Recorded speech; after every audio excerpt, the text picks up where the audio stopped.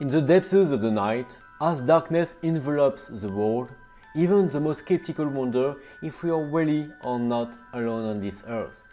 Those footsteps that echo in the shadows, those blood-curdling whisperers, whatever side you're on, let's venture into the more or less surprising legends of Bangladesh.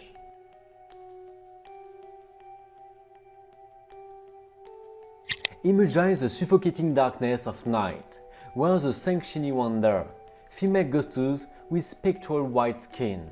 Invisible among the bunches of the trees, they haunt the area like apparitions draped in shrouds.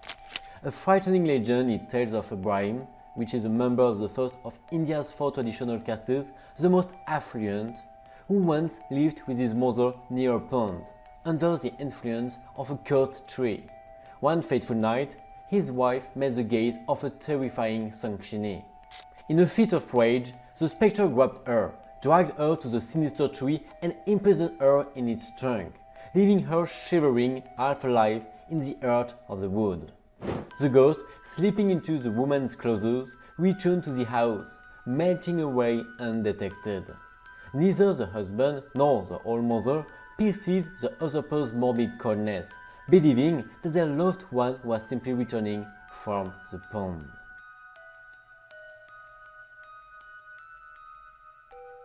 The next day, the mother-in-law sensed a change in the air, an inexplicable tension that clung to every corner of the house.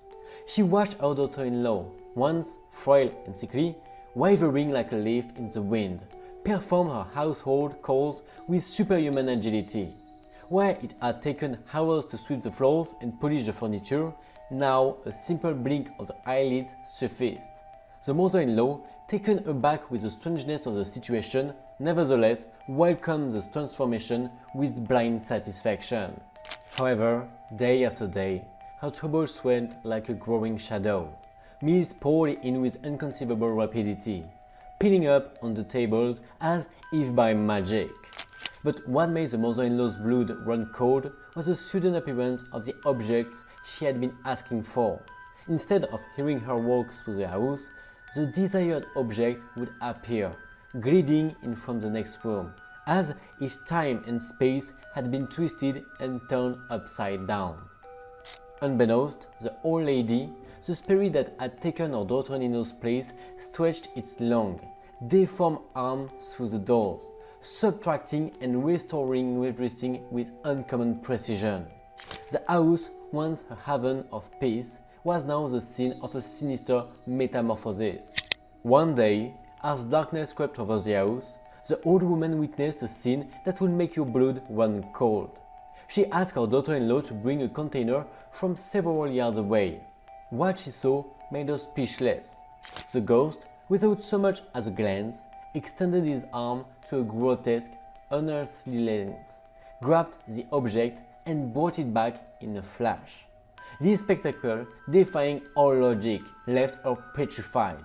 Silent, she withdrew to share her vision with her son, and both decided to watch over the ghost with increased vigilance.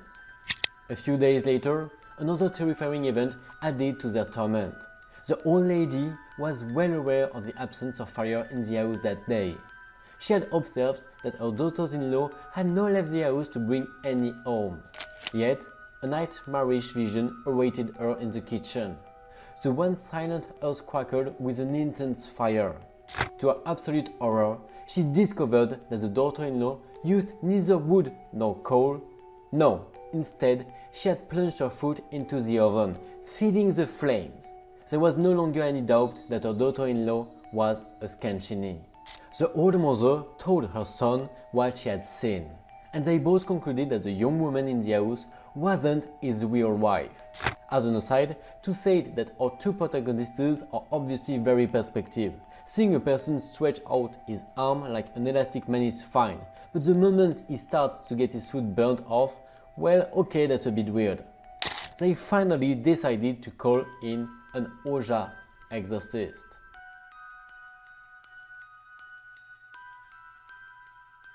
One day, the exorcist arrived with his resolute air and a highly original method of detection. To determine whether the woman was human or a ghost, He used a spicy test armed with a flaming piece of turmeric. He placed it resolutely under the suspect's nose. Because, of course, everyone knows that no spirit, not even the most tenacious, can stand the smell of burning turmeric. Immediately, a scream sounds and the woman flees, betraying her spectral nature or her inability to tolerate culinary aromas. You can do the test again at home if you want to check if your spouse is a spirit. Please make a video about it and tag me. I'll be very happy to watch it. Faced with this spectacular revelation, the exorcist, not exactly known for his passions, decided to adopt a hard-hitting approach armed with his trusty slippers. He attacked the ghost, who eventually confessed in a charming nasal accent. For you see, ghosts can't resist the urge to be a little nasal. And at the same time, after shoving burnt turmeric in her face, it couldn't have been better. That she was a Sankhchinni. She confessed that, vexed at having been touched by the young woman, she had locked her up in her tree by the pond. The woman was retried from the tree, pale as a leaf but very much alive. After a persistent session of shoe stomping, the spectre promised, with all the sincerity a battered spirit can muster, never to bother the Brahmani and his family again. Freed from the ghost's grips thanks to the Ojja's unorthodox talents, the Brahmani recovered, resolved never again to go near a haunted tree or a burning turmeric.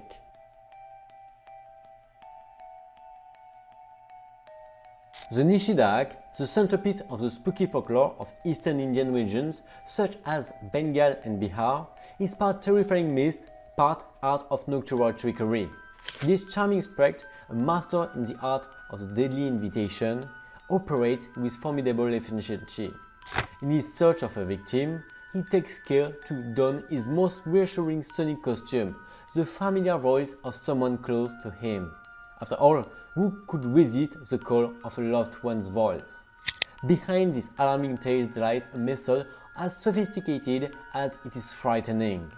The Nishi always stands at a distance, blowing his true form like the expert in illusions that he is. He soon leads the poor soul who follows him with the conviction of a marathon runner until they reach a deserted spot. And then, surprise, the great moment of revelation, the Nishi reveals his true face and, to top it all off, generally finishes off his victim. Because why settle for frightening when you can combine spectacle with a grand finale? Well, it depends on how you look at it, of course. Sometimes, the Nishi likes to play the talker, starting a friendly chat with his victim, while borrowing the reassuring voice of a loved one. This little chat can go on and on, a great networking event for the Nishi, depending on how confident his prey feels. And then, bam! In no time at all, the victim enters a sort of mystical trance, seeing himself endowed with superhuman strength, ready to crush any obstacle in his path to join his spectral power. But rest assured, the Nishi is very careful to remain discreet in his environment. He avoids bloody dramas near houses, preferring picturesque settings such as mysterious trees or the dramatic silhouette of thick fog. The bodies of the victims is then evaporated, as if they had engaged in a magical disappearing act, leaving their loved ones in an unbearable suspense as to the circumstances of their demise. True to its habit as a monogamous predator, the Nishi attacks only one prey per night, and only under the ominous shadow of a new moon. Its blurred silhouette almost always remains a well-kept secret between it and its victim.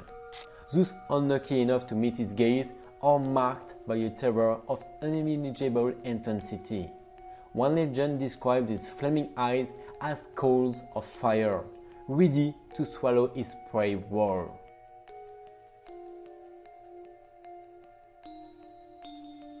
It's whispered in dark tales that the Nishi are the resentful spirits of poor souls who never received the dignified release to the afterlife.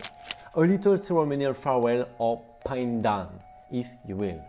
Imagine missing your last astral train because your loved ones forgot to check the pin down box on their to-do list. Worse still, When night falls, these tormented spirits love nothing more than to cause mysterious accidents on isolated roads.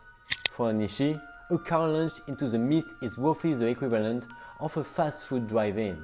And yes, because according to legend, they need to kill to survive.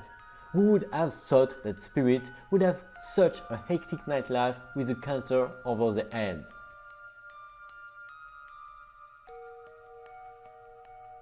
The Nishi is known for its inability to call more than twice. Therefore, in rural areas, to ensure its safety, it's best to answer a call after the person has been called 3 or more times. But it's important to remember that the Nishi can be identified if it calls a person's name no more than twice, and only at night. It is also found mainly in Rajasthan and can take on many shapes and sounds, but can be identified because it cannot keep its eyes focused. I hope you enjoyed this video and see you on this same channel next Friday. Bye bye!